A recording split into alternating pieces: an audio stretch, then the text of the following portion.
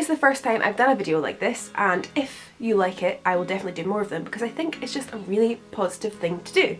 As you will see by the title, today I want to talk about all the achievements that I did in July, all the things that I maybe felt anxious about, all the things that I didn't think I could do, but I did them because I wanted to, and I felt anxious for most of them, but I still did it because I wanted to. So I have a few things that I did in this month of July that were very positive.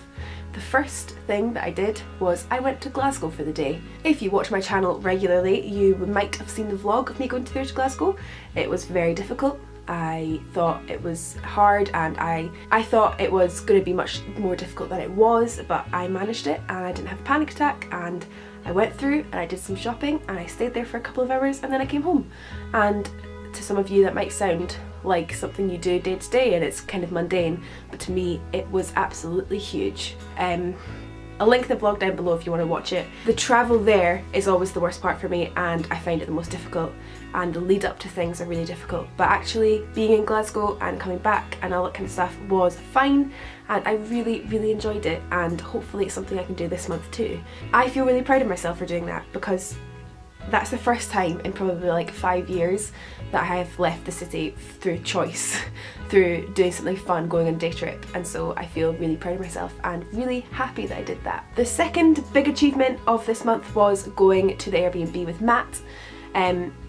Also, I did vlog that experience too, so if you fancy watching that, or if you've not already seen it, then feel free to watch them as well. But staying overnight places is something that really makes me feel very anxious. I don't like being away from home, being away from my own bed and my own comforts. I just found it quite tricky. But me and Matt did stay overnight, 2 nights away in Edinburgh, so it was in the same city, and so I felt pretty chilled out. And I had absolutely no problems, except that their curtains were really thin, and so I had to sleep in the living room a couple of times. But it was absolutely fine. I didn't have a panic attack. I stayed pretty calm, and I managed to sleep all right. And it was really bizarre to actually feel like, wait, I did it, and I didn't feel that weird about it. It was good, and again, hopefully I can do that again soon. Something that's I don't really talk about on this channel is I work in a bar, and something that I did this month is I started doing another shift. This is actually quite a big thing for me because I have, and I still do kind of have this thing, and I don't know if anybody else has this with anxiety, that you kind of feel like you don't ever want to be too busy. You get a bit scared that if you become too busy, then you'll get really anxious and things will overload and you'll feel really stressed out, and then you can't sleep, and then you get ill and blah blah blah, and it's just, for me, being busy is something that really stresses me out. But then again, not being busy makes me feel really shit as well, so I kind of feel like I'm in a position where I can't really win with that. But I picked up another shift at my job, which means obviously I'm earning a bit more money, which feels good, like of course it feels good, and it means I can be a bit more self-sufficient, and also it means that I'm busier during the week, which means I'm kind of coming out more, getting out of my comfort zone more, doing something that really for a long time has scared me. I've wanted to pick up an extra shift for quite a while, but I've just felt like I didn't want to overwhelm myself. But I've been doing it for a couple of weeks now and I don't feel overwhelmed at all. I feel absolutely fine, and I still have lots of days during the week that I can chill out and just do nothing. So that's a big thing that I've started doing, and I feel pretty good about it. And the last thing, and I hope this doesn't sound too pluggy, but I have created a mental health Instagram.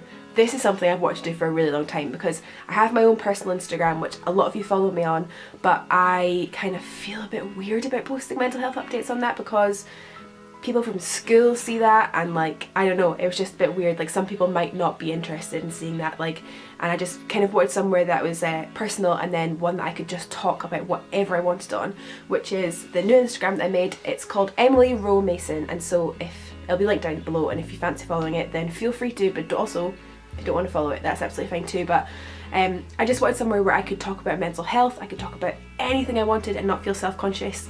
I know that most of the people that follow it were also subscribed to this channel, and were like interested in the topic of mental health and that kind of thing, and I just wanted to do it for such a long time, but I've been too scared because I didn't want to be like, oh, I've got 2 Instagrams, and I don't know, you just start to think about what other people will say, and it's actually quite hard to share things on Instagram. Even though I talk to a camera and put it on YouTube, I found it hard, but I don't really know why. It felt more like sharing your diary. It was really weird.